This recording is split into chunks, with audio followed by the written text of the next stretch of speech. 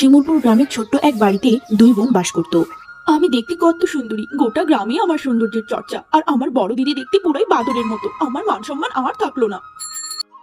আজকে আরো 1 কিলো দুধ দিলাম তোমায়, আমার বাকি টাকাটুকু কবে দেবে তুমি?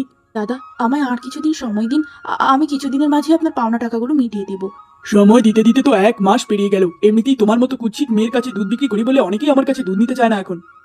আমি অত্যন্ত দুঃখিত দাদা, আমার জন্য আপনাকে অনেক কষ্ট ভোগ করতে হচ্ছে। সামনের সপ্তাহেই দিয়ে দিব। এরপর জবা রান্না করতে থাকে। ঠিক তখনই ছোট বোন মালতী সেখানে আসে। আরে দিদি, তুমি কি রান্না করছো? অনেক সুন্দর সুবাস বেরিয়েছে। আমার তো ভীষণ ক্ষুধা পেয়ে গেছে দিদি। এই তো বোন, আমি ছোট মাছের তরকারি রান্না করছি ঝোল ঝোল করে। তুই একটু অপেক্ষা কর, রান্না হয়ে এলো বলে।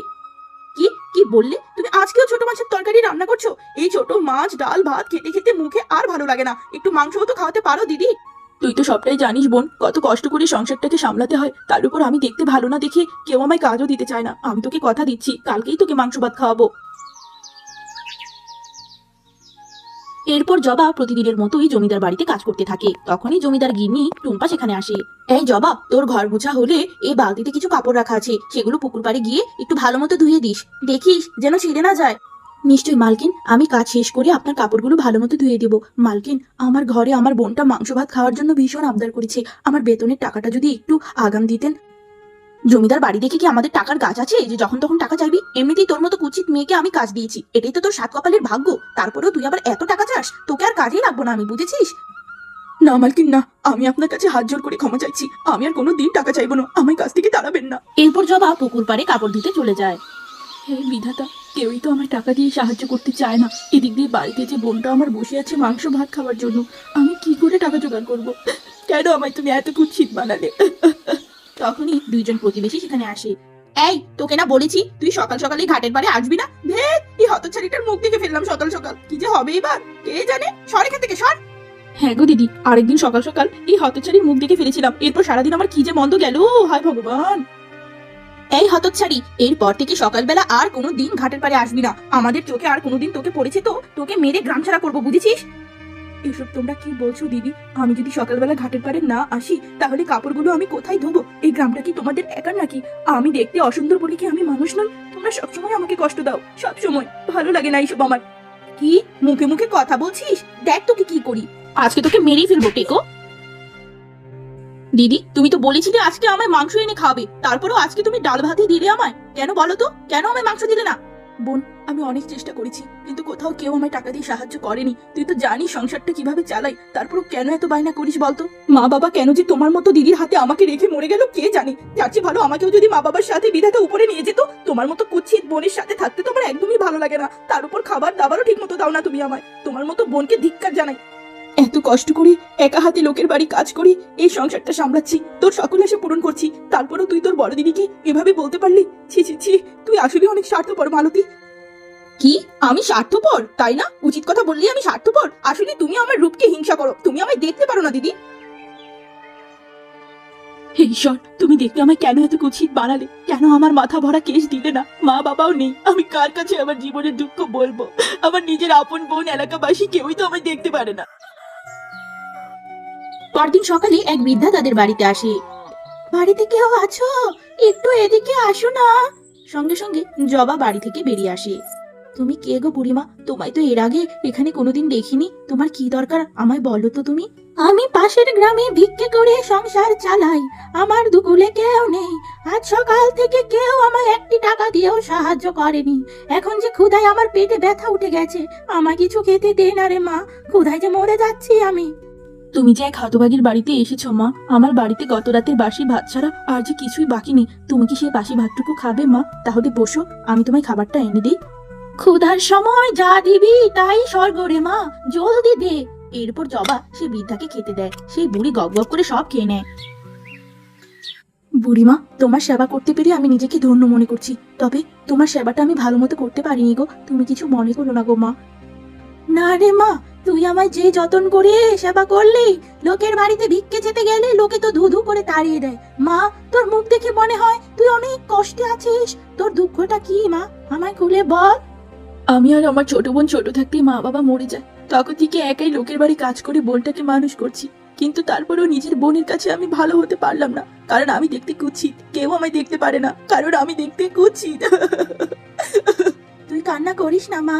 এই কথা বলে সেই বুড়ি মন্ত্র করতে থাকে। সঙ্গে সঙ্গে জবার রূপ পরিবর্তন হয়ে যায় এবং সে দেখতে ভীষণ সুন্দরী রমণীতে পরিণত হয়ে যায়। তার মাথা ভরা ছিল রূপালী চুল। এই কি, আমার এরকম পরিবর্তন কি করে হলো? বুড়িমা, তুমি কি জাদু জানো নাকি? আমি দেখতে এত সুন্দরী, আমার মাথা ভরা এত সুন্দর রূপালী চুল। এ মা, আজকে তুই যা পেয়েছিস সবই তোর কর্মফল মা। সদা সুখী থাক, ভালো থাক। এরকম কথা বলে সেই বুড়ি গায়েব হয়ে যায়।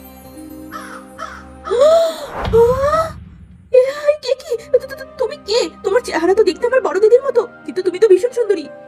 আরে ছোট, নিজের দিদিকেও চিনতে পারছিস না? আমি তোর বড় দিদি রে। দেখ আমার মাথা ভরা কত সুন্দর রূপালী চুল। এই কি বলছো দিদি? কিন্তু তুমি এত সুন্দর কি করে হতে পারো? আর তোমার মাথায় এত অসাধারণ চুল কে দিল? বলো দিদি। এরপর জবা তার বোন মালতীর কাছে সমস্ত ঘটনা খুলে বলতে থাকে। ও আচ্ছা, তার মানে ওই বুড়ির মাধ্যমেই তুমি নিজেকে এত সুন্দর করে তুললে। এবার আমিও ওই বুড়ির অপেক্ষা করব। আমি নিজেকে তোমার চেয়ে বেশি সুন্দরী করে ছাড়বো। এরপর থেকে মালতী প্রতিদিন সেই বুড়ির অপেক্ষা করতে থাকে, কিন্তু বুড়ি আসে না। এভাবেই বেশ কিছুদিন কেটে যায়। একদিন সকালবেলা হঠাৎ সেই বুড়ি আবার আসে। মা, মাগো, আমায় দু মুঠো খেতে দাও মা, আমি ভীষণ ক্ষুধার্ত মা।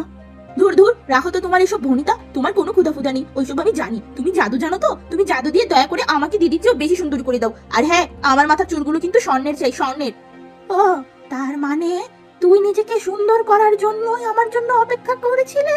কিন্তু আমায় তো আগে খেতে দিবি, আমি ভীষণ দুর্বল, তারপর সব দেখা যাবে।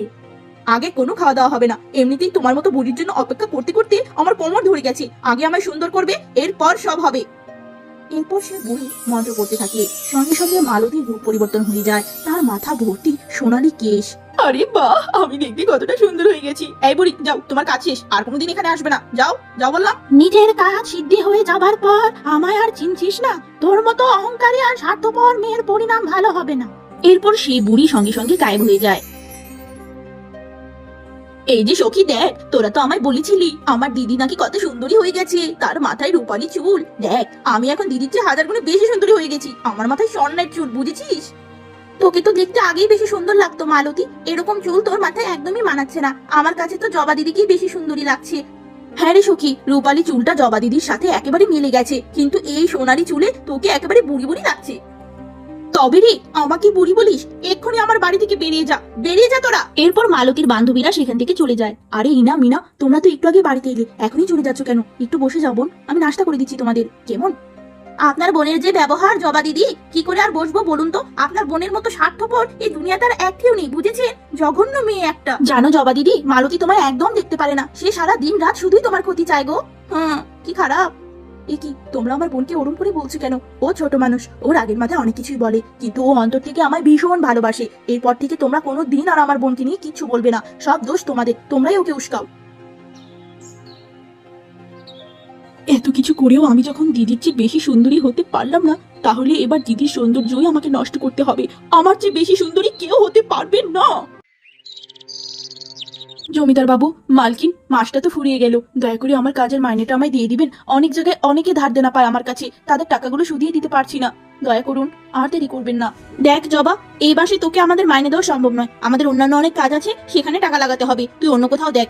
এ কি বলছেন মালকিন? গরিবের উপর এত বড় অত্যাচার করবেন না। আপনি টাকাটা না দিলে আমার সংসার চলা বন্ধ হয়ে যাবে মালকিন। আপনি তো জানেন আমার অবস্থাটা। টাকাটা আমার দরকার মালকিন, দয়া করে আমার টাকাটা দিয়ে দিন। টাকা যদি তোর নিতেই হয়, তাহলে তোর ওই দামি মাথার চুল থেকে কিছু চুল আমাদের দিতে হবে, তবেই তোকে তোর মাইনের টাকা দিব। না হলে তুই ভুলে যা, তোর টাকা আমরা তোকে দেব না। এ কি বলছেন জমিদার বাবু? সারা মাস কষ্ট করে খাটনি করলাম, আর এখন বেতন নেবার জন্য কিনা আমার মাথার উপর চুল আপনাদের দিতে হবে? ঠিক আছে, আমি দিব। হ্যাঁ, তোর চুল দিলেই তোকে আমরা মাইনে দিয়ে দিব। আর শোন, সামনের মাস থেকে তুই আর আমার এখানে কাজ করতে আসবি না। সুন্দরী কাজের মেয়ে দিয়ে কাজ করানোর কোনো ইচ্ছে নেই আমার, বুঝেছিস? এবার চুপচাপ মাথার চুল দে। এরপর জবা তাদের কিছু চুল দিয়ে দেয়। লাকি বুড়ি, তোমার কাছে কি এরকম কোনো বিষ হবে যেটা এক ফোঁটা খেলেই মরে যাবে? থাকলে আমায় দাও দেখি। সারা বিশ্বে সব ধরনের বিষ আমি তৈরি করতে পারি।